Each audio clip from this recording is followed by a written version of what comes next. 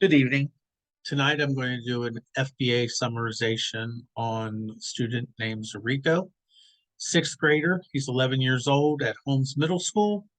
He is a SPED student and he is identified as OHI. Zarico is the fifth of six siblings. He has one sister, four brothers. He lives with his mother, and dad seems to be in his life but lives at a different location. Zarico is an intelligent young man. When he applies himself, he receives average grades. He has areas of concern in social habits and work habits. His behavioral issues have been documented as far back as third grade. Zarico responds to positive reinforcements at times. He also seems to like males over females. Zarico has a problem with calling other students names. This includes the L word, the N word, and several other profanities. He also has issues with call-outs in class, to the point it becomes a distraction to the whole class. Lastly, he will lunge at students and recently has started using objects such as a chair to lunge at students. Several reinforcers have been employed in the past. In the fifth grade, he was in a resource room setting the entire day with one teacher. He had to earn time out of the room with the general population. There doesn't seem to be any certain triggers that cause him to call out or call other names. Of the 7 classes he has per day, his behaviors vary from class to class. We have met as a team to get on the same page with how to treat him, but it has not been successful. On October 17th of 2022, I observed Zarico. I observed him for a 10-minute interval from 8 a.m. to 8:10. The class starts at 7:45, and Zarico was tardy that day, and he arrived at 7:51. When he came in the room, he had to announce very loudly why he was late and that he still needed to eat breakfast. Came in, sat down. The teacher gave him his paper for bell work and asked if he needed a pencil. He proceeded again to speak at a very loud tone that he needed a pencil. Once he received both paper and pencil, the bell work questions were on the TV, but Zarico continued to talk to other students in the class. When he was redirected, he asked the teacher why she was picking on him. She didn't engage and just asked him to do his bell work. After attendance was taken, the teacher came around to check bell work. When she arrived at Zarico's desk, he had yet to start his bell work.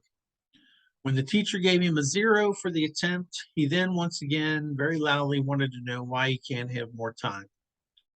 Once the teacher explained the expectations for the bell work, she moved on to go over the answers. At this time, Zarico had stood up and was talking across the room to a female student. The behaviors that are being observed are call-outs, staying in the seat, and lunging at students. The data that was collected was done every day at the same time, duration, and interval. The data collected revealed that Zarico was not capable of behaving in the general education classroom. It was also determined that he was a nuisance to other students and a danger to them and himself. With his lunging episodes, it was a matter of time before someone reacted to his actions. The rest of the data showed that Zarico could not stay seated and not call out for long periods of time, and therefore was a distraction to the class. Reinforcement strategies. When Zarico was in elementary school, one of the reinforcers was to allow him time in the general education classroom. Another reinforcer was to give Zarico free time with an adult at the end of the week if he met his goals. The reinforcer would work for a short amount of time, especially in the elementary school general education class. Once Zarico gets in the classroom, he starts the call-outs or he starts calling student names. This would include racial or homophobic names. This caused the reinforcers to be removed and Zarico was returned to the resource room full-time each day. At the middle school, we were going to use a star chart and try and give Zarico a graduated amount of free time each Friday with one of the assistant principals should he meet his goals. The more days he met the goal, the more time he would receive, up to 30 minutes per week. This failed miserably as we couldn't even get to the day the program would start.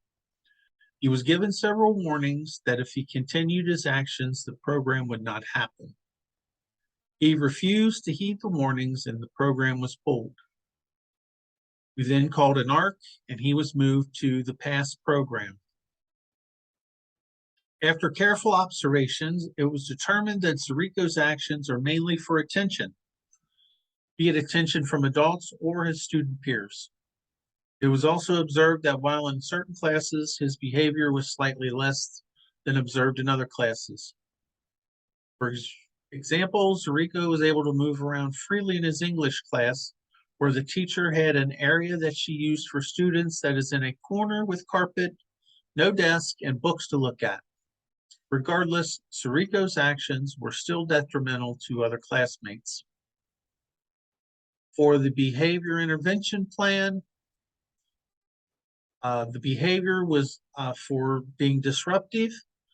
The perceived functions of the behavior, primary was attention, secondary was escape. The callouts are random in nature and at different times of the day. When I was collecting the data, it was frequency, number of times.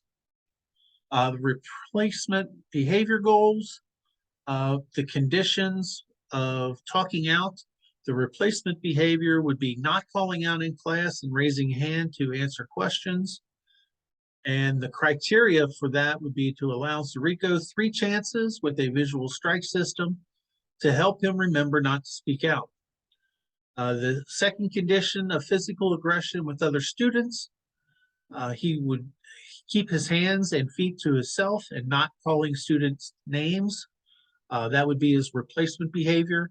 And the criteria would be to have Zarico sit at an independent desk, not allow him to get up, and during transitions, walk next to him. For partner work, have students he gets along with come to his area. Potential reinforcers for the escape and avoidance would be independent rewards or adult approval. Independent rewards would be activity passes, computer time, or music. Adult approval would be behavior specific, praise, positive notes, call home, free time. For the attention, again, that would be adult approval, which would be behavior specific, praise, positive notes, call home, time with preferred adult, and immediate feedback. As well as same with for the attention. For the tangible activities, we tried using consumables, candy, chips, drinks. We also tried independent rewards, activity passes, computer time, music. And for sensory, we would again try consumables and or competitive, being a line leader, giving him class privileges, being teacher's helper. The antecedent strategies for the intervention of Zarico calling out, the teacher would give direction and Zarico would put his hands on students during class. The teacher would walk next to Zarico. There are no materials needed. For teaching strategies, provide a timeout or study area away from class. This would be implemented by the teacher. Materials would be an extra class book and a beanbag chair. The next intervention would be focus on assisting student instead of disciplining student. That would be by the teacher. Consequence strategies, praise Zarico when he raises his hand. That would be by the teacher.